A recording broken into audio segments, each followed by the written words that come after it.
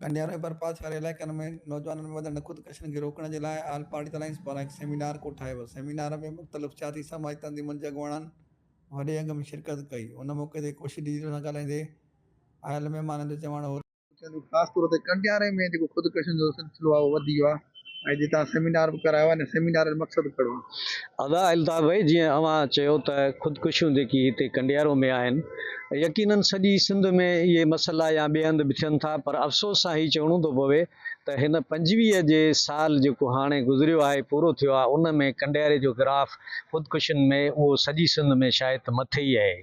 सो बहरहाल इहा हिकिड़ी सोचण जे लाइ पंहिंजो वॾी हिकिड़ी अलार्मिंग सिचुएशन ज़रूरु आहे त ऐं वरी अञा बि इहा ॾाढी हिकिड़ी दुखदायक ख़बर तॾहिं थी बणिजे त असांजा इन वारदातुनि में इन सारी इहे जेके वाक़िया थिया आहिनि, इन वाक़े में उहे नौजवान आहिनि जंहिंजी उमिरि जेकी आहे उहा घणे भाङे 22 साल खां घटि आहे।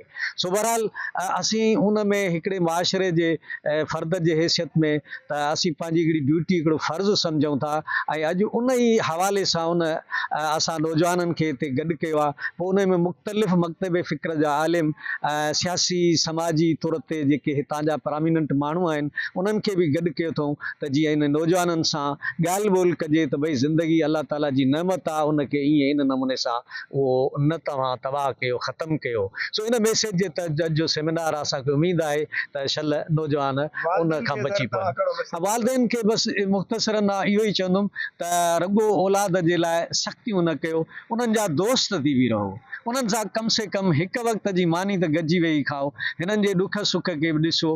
हरू भरू जेकी आहे सो हिकिड़ी अहिड़ी सोच जंहिंमें लठ खणिजे, डंडो खणिजे, सख़्तियूं गजनि, उन सख़्तियुनि जा रिएक्शन्स बि अचनि था। आइसोलेशन जो शिकार पंहिंजे औलाद खे अकेलाए पियो शिकार थियणु न ॾियो।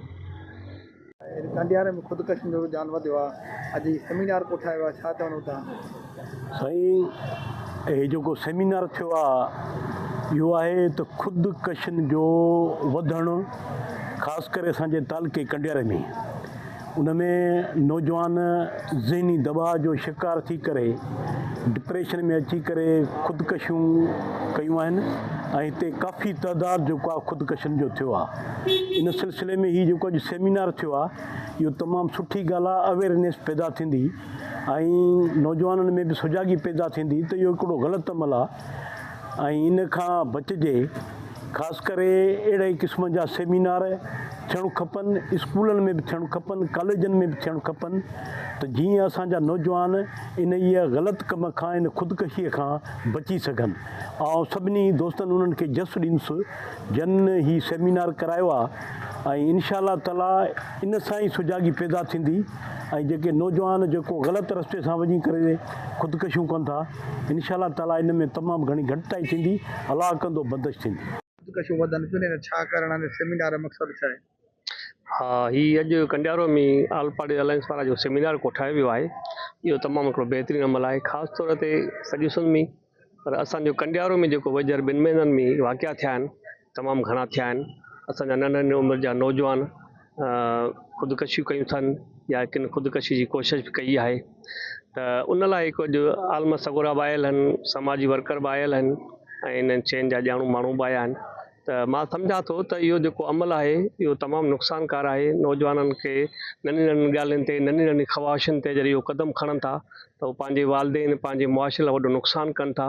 इहे जेके नौजवान आहिनि असांजो मुस्तक़बिल आहिनि ऐं इन्हनि जे करे असांजी धरती जेका असांजा मुस्तक़बिल में जेको असां रोशन मुस्तक़बिल नौजवाननि जे करे थींदो, हाणे जेकॾहिं उहे बि ख़ुदकशियूं कनि, मायूसी पखड़नि, त हालांकि मायूसी वारी माहौल आहे कोन को। असांजे वालदेन जी जेतिरी बि वसियत आहे त तव्हांजी ख़िदमत कनि था, तव्हां लाइ खाधो खाराइनि था, तव्हांखे कपिड़ा पाराइनि था, तव्हांजी ख़वाहिशूं पूरियूं कनि था, पर जेकर तव्हांजी का वसियत न आहे, एॾी का उन्हनि वटि वसीला न आहिनि, त उहे किथां पूरा कंदा?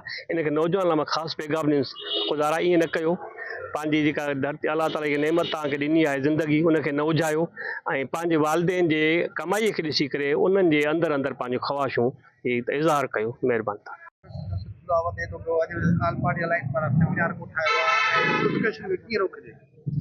सब खां पहिरीं मुंहिंजी नज़र में जेका मुंहिंजी सोच आहे, सब खां पहिरीं असां पेरेंट्स जो क़सूर आहे। असां पंहिंजे ॿारनि खे सही माना में तरबियत नथा ॾियूं। जेकॾहिं असां पंहिंजे ॿारनि खे बचपन खां नंढेला खां तरबियत ॾींदासीं त वॾा थी करे बहितर तरीक़े सां वेंदा। असां नंढेला पंहिंजे ॿारनि खे ॾिसूं ई कोन था त कनि छा था, कहिड़े तरीक़े सां वञनि, कहिड़ी कम्यूनिटी में रहनि था, कहिड़े एटमॉस्फेयर में वञनि था, कहिड़े माहौल में वञनि था। ॿियो हूंदो आहे ॿियो असांजो हितां एटमॉस्फेयर। असां पंहिंजे ॿारनि खे हिकिड़ो रांदि रूंद जा ग्राउंड ॾियूं, तइलीम ॾियूं, उहा लाइब्रेरियूं ॾियूं। इहा शइ असां वरी हितां जो जेको असांजो माहौल आहे उहो करिणो आहे। इन्हनि शयुनि खे जेकॾहिं बहितर तरीक़े सां असां अरेंज कंदासीं, पेरेंट्स ऐं असांजो हितां जो जेको हुकूमती तबिको आहे उहो असांखे अहिड़ियूं सहूलियतूं पैदा कंदो त असां इन्हनि ॿारनि जी बहितर तरीक़े सां नशोनुमा कंदासीं, बहितर तरीक़े सां इन्हनि ॿारनि खे तरबियत ॾींदासीं। इंशाअल्लाह ताला इहे ख़ुदकुशियुनि जो रुझान ख़तमु थींदो। पर अॼु सेमिनार कोठायो आहे, हिन सेमिनार जो मक़सदु कहिड़ो आहे? साईं, कंडियारो तहलके में तक़रीबन गुज़िरियल साल 40 खां वधीक नौजवाननि ख़ुदकशियूं कयूं, जंहिंमें 20 खां वधीक नौजवान पंहिंजी ज़िंदगीअ जो ॾीओ उजाए छॾियो।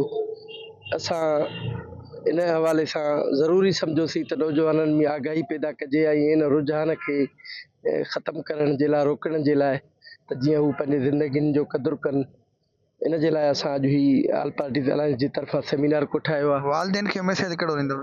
वालदेन खे इहा गुज़ारिश कयूं था त पंहिंजे नौजवाननि सां मुहबत शफ़क़त सां पंहिंजे औलाद सां पेश अचनि ऐं उन्हनि खे ग़लति संगत खां, सोबत खां बचाइनि, उन्हनि खे तालीम ॾियारनि, उन्हनि जी निगरानी कनि त जीअं उहे उन्हनि जा नौजवान मुस्तक़बिल जा मेमार बणिजनि, सुठा इंसान बणिजनि, हमदर्द बणिजनि ऐं हिकिड़ा कामयाबु इंसान बणिजनि। बाक़ी जेकॾहिं उन्हनि खे छुड़वाक छॾे ॾींदा ऐं हू चोरनि, मवालनि ऐं नशाइनि सां पंहिंजी ज़िंदगी गुज़ारींदा त पोइ ज़ाहिरा अॻिते हली करे ऐं निकमा थी वेंदा ऐं चोरियूं ऐं इहे धाड़ा फुरियूं उन खां बाद ज़ाहिरा जॾहिं हू नाकाम वेंदा हर ज़िंदगीअ जे मोड़ ते त पोइ ख़ुदकुशियूं ई कंदा ज़ाहिरा। इन जे करे असांजो इहो ई पैगाम आहे त वालदेन पंहिंजे औलाद सां शफ़क़त मुहबत सां पेश अचनि ऐं औलाद खे, नौजवाननि खे इहो पैगाम आहे त उहे पंहिंजी ज़िंदगीअ जो क़दुरु कनि ऐं ख़ुदकशी बुज़दिली आहे, मायूसी आहे, मायूसीअ खां पाण खे बचाइनि, अॻिते वधण जे लाइ राहूं पैदा कनि, तालीम हासिलु कनि ऐं अल्लाह ताला जे रहमत में उमेद रखनि। इंशाअल्लाह अल्लाह ताला उन्हनि खे ज़िंदगीअ में वॾनि दर्जनि ते, वॾनि उहिदनि ते, वॾनि मंज़िलुनि ते पहुचाईंदो। सेमिनार हिते मुनक़िद कयो आहे। कंडियार में जेको ख़ुदकशियुनि जो सिलसिलो आहे उहो वधे पियो। हिन सेमिनार जो मक़सदु कहिड़ो आहे? बिस्मिल्लाहिर्रहमानिर्रहीम। अॼु ही जेको आल पार्टीज़ अलायंस जे प्लेटफॉर्म ते कंडियारो में सेमिनार जेको नौजवान जंहिंमें तक़रीबन 20 खां 22 सालनि ते सभु ख़ुदकशियूं करे उन्हनि माइरनि जूं झोलियूं ख़ाली थियूं, उन्हनि भेनरनि जूं झोलियूं ख़ाली थियूं, उन खे बंदि कराइण जे लाइ ही हिकिड़ो लाइब्रेरी में कंडियारो में जेको सेमिनार कोठायो वियो आहे आल पार्टी अलायंस जे प्लेटफॉर्म ते, त इन खे बुंजो अचे, इन खे बंदि कराए। उन नौजवाननि खे असां ॿुधाइण था चाहियूं त ख़ुदारा हीअ जेका तव्हां ख़ुदकशियूं कयो था इहा बुज़दिली आहे, इन बुज़दिली खां बचो ऐं पाण खे बचायो। पंहिंजे उन्हनि जेके माउ ऐं पीउ ऐं भाइर जेके तव्हां उन्हनि जा मुस्तक़बिल आहियो, तव्हां उन्हनि जूं सोचूं इहे हूंदियूं त असांजा वॾा थी करे इहे असांखे सहारो ॾींदा। इहे तव्हां उन्हनि जो बि सहारो खसियो था वञो, उन्हनि जो घर गुजारियो था वञो, पाण खे बि जेका बुज़दिली ऐं चवनि था त इहे कुफर आहे। सो इन खे बचण जे लाइ असां अची हेॾे कंडियारो में सेमिनार करायो आहे। इंशाअल्लाह ताला हीउ जेको सेमिनार आहे त इहो असांजो रंग ज़रूरु लाहींदो ऐं तव्हां मीडिया वारनि जा बि असां थोरा हितां आहियूं ऐं हीउ तव्हां मीडिया जे ज़रिए बि पैगाम माण्हुनि वटि ताईं, नौजवाननि ताईं पहुचायो ऐं इहे असांजो सेमिनार उन्हनि खे ॾेखारियो उन्हनि खे। ऐं जेका असुलु मसइलो वजह जेका आहे न इहा आहे सोबत जो। नंढो ॿारु जेको आहे न, असां जेके ख़ानदान जा जेके वालदेन बि आहियूं न, पंहिंजे ॿार ते नज़र नथा रखूं ऐं ॿार खे ॾिसूं कोन था त ॿारु कहिड़ी सोबत में अची वियो आहे। सोबत जॾहिं ख़राब में अची वेंदो आहे न ॿारु, पोइ इहे मजबूरन थी करे हालात खे मुंहुं नथो ॾेई सघे, पोइ इहा आख़िरी क़दम पंहिंजो ख़ुदकशी करे पंहिंजी ज़िंदगी जो ॾीओ ख़तमु करे थो, उजाए थो छॾे। इन खे बंदि करण जे लाइ, इन ॿारनि खे सम्झाइण जे लाइ हीअ जेको सेमिनार असां कोठायो आहे त इंशाअल्लाह ताला हीअ ख़ुदकशियूं ख़तमु थींदियूं। वक़्तु उहो ईंदो त इहे ॿार असांजा जेके मुस्तक़बिल जा सभु शइ उहे आहिनि, त उहो वक़्तु ज़ाहिर कंदो त इंशाअल्लाह ताला हीअ ख़ुदकशियूं ख़तमु करे ऐं असां ॿारनि खे सुठे नमूने सां ऐं सुठी राह ते आणण जे लाइ चऊं था। को तइलीम कनि, तइलीम पिराइनि। लाइब्रेरी में इन जे करे कयो त हिते एजुकेशन आहे, हिते मर्कज़ आहे, हिते नंढो ॿारु अचे थो ऐं लाइब्रेरी में इहो ई प्रोग्राम। इन खां पोइ असां वॾो प्रोग्राम जे लाइ बि सोचियो आहे। ईद खां पोइ इंशाअल्लाह ताला असां वॾो सिटी ग्राउंड में बि सेमिनार कोठाईंदासीं, जीअं असांजे कंडियारो खे हिकिड़ी नज़र लॻी वई आहे त इहे ख़ुदकशियूं ख़तमु थियनि। इहो वॾी ॻाढ़ा गबरू सिंध जा, तूं ई मुंहिंजो ख़वाब, तूं ई आई जवाब सदियुनि जे सवाल जो। शेख अयाज़ इहे सिटूं नौजवाननि जे लाइ चयूं जेके उमेद आहिनि ऐं आईंदो आहिनि, मुस्तक़बिल आहिनि। जेकॾहिं नौजवान पंहिंजे तख्लीकी सलाहियतुनि महिनत जे ओसीअड़े में मायूस था थियनि या जेके मुख़्तलिफ़ संगत जे सोबत जे वरचड़ी विया आहिनि, नशो वापराइनि था ऐं पोइ मायूस थी करे ख़ुदकशियूं कनि था, इहो हिकिड़ो तमामु किरियल अमल आहे। उन हवाले सां ऐं ॿियो हिकिड़ी ॿी बि इन जो सबबु हिकु बि आहे त सिंधीअ में चवणी आहे सवड़ आहार पेर डिघेड़णु। मुआशी हालात जेतिरी वालदेन जी हूंदी त ओतिरी उहो पूरा करे सघंदो। जेकॾहिं हिकिड़े दोस्त खे कार आहे ऐं असांजो पीउ हिकिड़ो मज़दूर आहे त उहो असांखे कार नथो वठी ॾेई सघे, पर उहो मोटर साइकिल वठी ॾेई सघे थो, साइकिल वठी ॾेई सघे थो, त असां ओतिरी डिमांड कंदासीं। इन हवाले सां नौजवाननि खे कुझु सोचणु घुरिजे ऐं महिनत कनि ऐं आईंदे जे हवाले सां सोचनि, मायूस न थियनि। हीअ जेको असांजे पब्लिक लाइब्रेरी में अॼु मुख़्तलिफ़ मकतब फ़िक्र जे जेके उलमा आहिनि, सियासी समाजी आया आहिनि अॻुवाण, उहे हिते पंहिंजा वीचार वंडनि था ऐं हिन प्रोग्राम जो मक़सदु इहो आहे त नौजवाननि में अवेयरनेस पैदा करणु, नौजवाननि खे उत्साह आहिनि त बाबा तव्हां जूं ज़िंदगियूं जेके आहिनि उहे तमामु काराइतियूं ऐं क़ीमती आहिनि, तव्हां मुस्तक़बिल जो आईंदो आहियो ऐं पंहिंजे हिन मायूसीअ मां निकिरी करे पंहिंजे मक़सदनि ते रसण जी कोशिशि कयो ऐं यकीननि सोभ माणींदो। ऐं अहिड़नि प्रोग्रामनि खे अटेंड कनि, वालदेन नौजवान ऐं हिक ॿिए खे ॿुधण जी सलाहियत ऐं सघ पैदा कनि। इन हवाले सां हिकिड़ो मस्बत अमल ऐं माहौल जुड़ी सघे थो। नौजवाननि लाइ इहो मैसेज आहे त उहे मायूसी कुफर आहे। इस्लाम में जेको असांखे इहो इनकरेज कयो थो वञे त तव्हां जिदोजहद कयो, अॻिते वधो, इल्म ऐं दीनी तइलीम ॾे रुझान रखो, पंहिंजे वालदेन जा साथारी थियो ऐं अॻिते अची कलम सां जेको सो हिन मुआशिरे खे मटायो, पंहिंजूं ज़िंदगियूं मटायो ऐं वालदेन खे पंहिंजूं ख़ुशियूं मुयसरु कयो।